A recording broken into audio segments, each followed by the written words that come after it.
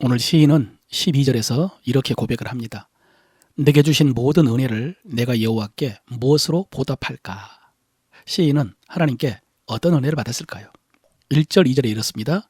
여호와께서 내 음성과 내 간구를 들으심으로 내가 그를 사랑하는도다. 그의 귀를 내게 기울이셨으므로 내가 평생에 기도하리로다. 한마디로 말해서 하나님께서 그의 기도에 응답해 주셨습니다. 3절 이하에 보니까요. 사망의 줄이 나를 두르고 지옥의 고통이 내게 이르렀다라고 했습니다. 아마 시인이 병에 걸려 죽을 지경에 이르렀던 것 같습니다. 그런데 여호와여 내 영혼을 건지소서라고 하나님께 기도했더니 하나님께서 그 기도를 들으시고 살려주신 것입니다. 그래서 시인은 하나님을 사랑한다라고 고백하면서 그 은혜를 무엇으로 보답할까라고 고백을 하고 있는 것입니다. 이 말씀을 듣고 어떤 분들은 이렇게 생각할지 모르겠습니다. 나도 죽을 병에서 살려주시면 보답하겠다. 당연하죠. 큰 병에 걸렸다가 낫게 되면 감사하는 마음이 크겠죠. 그런데 여러분, 죽을 병에서 고침받은 것보다 사실 죽을 병에 걸리지 않는 것이 더 감사한 일 아니겠습니까? 그렇지 않습니까? 억지나 궤변이 아닙니다. 구절을 쉬운 성경으로 보면 이렇습니다. 이제 내가 여호와 앞에 걸을 수 있고 살아있는 자의 땅에서 살 수 있게 되었습니다. 걸을 수 있고 살 수 있게 되었다. 여러분, 이것이 지금 우리들 이야기 아닙니까? 걷고 살고. 그래서 우리가 오늘 이 말씀도 들을 수 있는 것이죠. 이것뿐이 아닙니다. 여러분, 사실 지금 시인이 다윗이라고 생각되는데 죽을 병에서 고침받은 것만 감사한 것이 아닙니다. 15절에는 이렇게 고백합니다. 그의 경건한 자의 죽음은 여호와께서 보시기에 귀중한 것이로다. 무엇이 귀하다고 고백합니까? 하나님께서 무엇을 귀히 여기신다고 합니까? 성도의 죽음입니다. 경건한 자의 죽음을 하나님께서 귀히 여기신다. 그렇습니다, 여러분. 시인은 이런 믿음이 있었습니다. 죽음에서 살려주신 것만 은혜가 아니라 지금까지 하나님 백성으로 살게 해주신 것도 은혜라는 것이죠. 나를 하나님의 자녀로 삼아주신 은혜. 지금까지 내게 믿음 주시고 그 믿음 지켜주신 은혜. 그래서 죽음 앞에서도 그 믿음 흔들리지 않고 경건한 자로 죽게 하신 것도 은혜라고 했습니다. 사도 바울도 빌립보에서 똑같은 고백을 했습니다. 나의 간절한 기대와 소망을 따라 아무 일이든지 부끄러워하지 아니하고 지금도 전과 같이 온전히 담대하여 살든지 죽든지 내 몸에서 그리스도가 존귀하게 되게 하려 함이니 이는 내게 사는 것이 그리스도니 죽는 것도 유익함이라. 내가 주 안에 있으니 죽는 것도 유익하다. 죽는 것도 은혜다.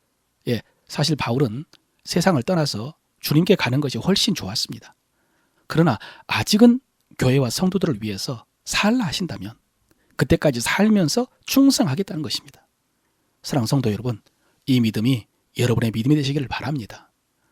오늘 시인은 병들어 죽게 되었을 때 경건한 자로 죽는 것도 감사하다라고 생각을 하지만 살게 하셨으니 서원을 갚으면서 하나님께 감사하며 살겠다라고 고백을 한 것입니다. 12절부터입니다. 내게 주신 모든 은혜를 내가 여호와께 무엇으로 보답할까? 내가 구원의 잔을 들고 여호와 이름을 부르며 여호와의 모든 백성 앞에서 나는 나의 서원을 여호와께 갚으리로다. 여러분, 이 말씀이 올해 마지막 날 주신 말씀입니다. 그러므로 새해를 준비하게 하시는 말씀일 수 있습니다. 여러분, 이 말씀 속에 은혜라는 말은 우리에게 익숙한 말입니다. 우리가 하나님의 은혜로 구원받았고 나의 나된 것은 다 하나님의 은혜라고 고백을 합니다. 은혜라는 말이 익숙합니다. 반면에 보답이라는 말은 왠지 어색합니다. 하나님의 은혜에 보답하는 것이 뭔가 인위적이고 율법적으로 느껴져서 그런 것 같습니다. 그런데 여러분, 그것은 너무나 잘못 알고 있는 것입니다. 하나님의 은혜를 값을 주고 살 수는 없습니다. 은혜는 값 없이 거저 주시는 호의입니다. 우리의 구원은 오직 하나님의 은혜입니다. 그러나 그 은혜의 가치를 알고 그 은혜를 받았다면 가만히 있을 수 없습니다. 우리가 뭘 해서 은혜를 받을 수는 없지만 은혜를 받고 나면 그 은혜에 보답하는 것이 당연합니다. 가장 보편적인 보답이 무엇일까요?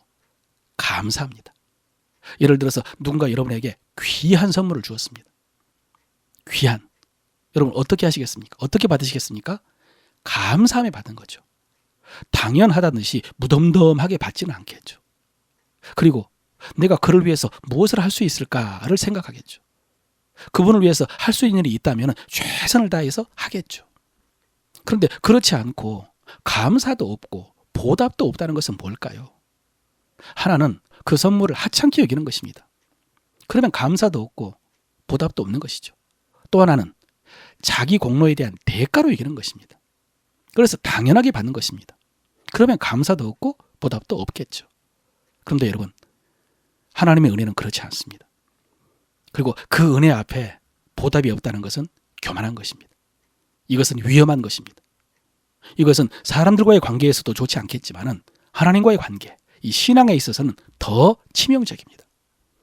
그런데 우리는 반대로 생각하죠. 인간적인 도리에 대해서는 좀 신경을 쓰지만 하나님에 대해서는 그냥 넘어가도 된다는 생각을 하는 경향이 있습니다. 쉽게 생각합니다.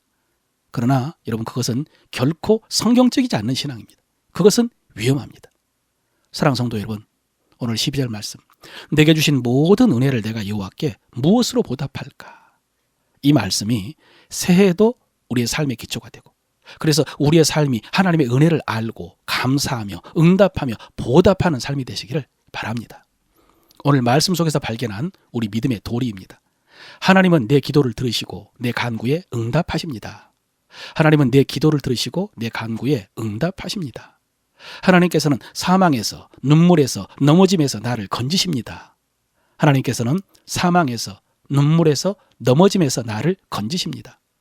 경건한 자의 죽음을 하나님께서 귀히 여기십니다. 경건한 자의 죽음을 하나님께서 귀히 여기십니다. 나는 새해에 하나님의 은혜를 보답하며 감사하며 살겠습니다. 나는 새해에 하나님의 은혜를 보답하며 감사하며 살겠습니다. 아멘.